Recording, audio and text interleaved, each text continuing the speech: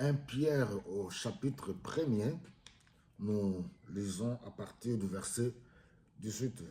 Vous savez en effet à quel prix vous avez été délivrés de la manière de vivre insensée de vos ancêtres, que vos ancêtres vous avaient transmise.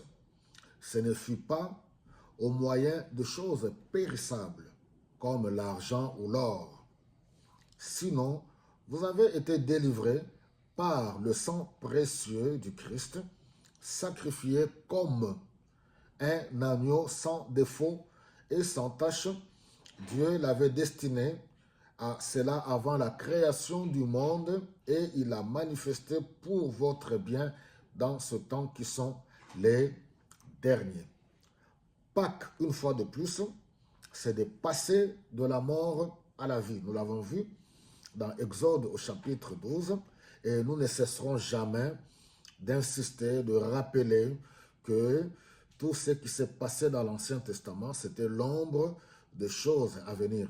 Alors, ce qui me plaît dans ce texte, Pierre, l'un des apôtres qui est l'auteur de cette lettre, et il écrit à ceux qui ont l'espérance en Christ pour leur dire, écoutez, vous n'avez plus besoin de vouloir chercher à vivre selon vos coutumes, vos rites et vos traditions. Le salut que vous avez en Christ, ce n'est pas par les vaines manières qu'ont vécu vos ancêtres.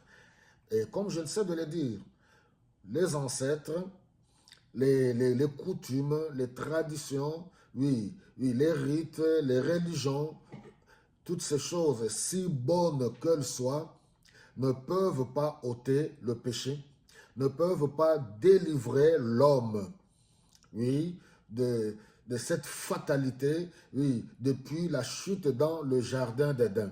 Alors, il dit que vous n'avez pas été rachetés par des choses périssables, oui, par des choses visibles. Votre salut a un prix. Vous savez, ça fait partie des bases, des choses qui constituent la base de la foi. Nous n'avons pas été sauvés par les œuvres de la loi. Nous n'avons pas été sauvés par les œuvres si bonnes qu'elles peuvent être. Non, c'est par le sang précieux de Jésus-Christ. Alors, c'est ça la foi. Pâques, c'est-à-dire l'agneau sans tache, Jésus-Christ. Il dit, on a vu la fois passée, quand Jean-Baptiste a vu Jésus-Christ, il a dit, voici l'agneau de Dieu qui ôte le péché du monde. Voilà, nous sommes toujours dans cette période de commémoration de la Pâque où nous célébrons la résurrection de Jésus-Christ d'entre les morts, où nous célébrons notre nouvelle vie en Christ parce que Dieu nous a délivrés de la mort du péché.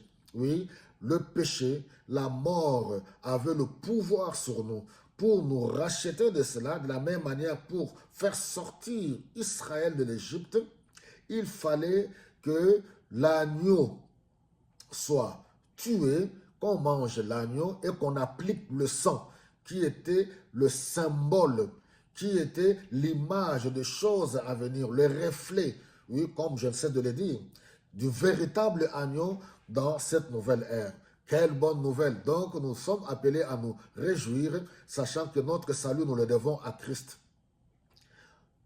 Une fois de plus, j'insiste, je n'interdis personne de pratiquer ces traditions. Je n'interdis personne de pratiquer ces coutumes. Chacun est libre. Je n'interdis personne de pratiquer ces rites. Mais tout simplement, dans la foi chrétienne, nous devons comprendre que le salut, nous le devons à Jésus-Christ. Et merci Seigneur une fois de plus pour ton œuvre salvatrice à la croix de Golgotha. Merci pour cette vie. Nous célébrons la vie en Jésus-Christ. Oui, morts que nous étions, en lui nous avons la vie. Nous pouvons nous réjouir. Et cette vie dure pour toujours. C'est ce qu'on appelle la vie éternelle.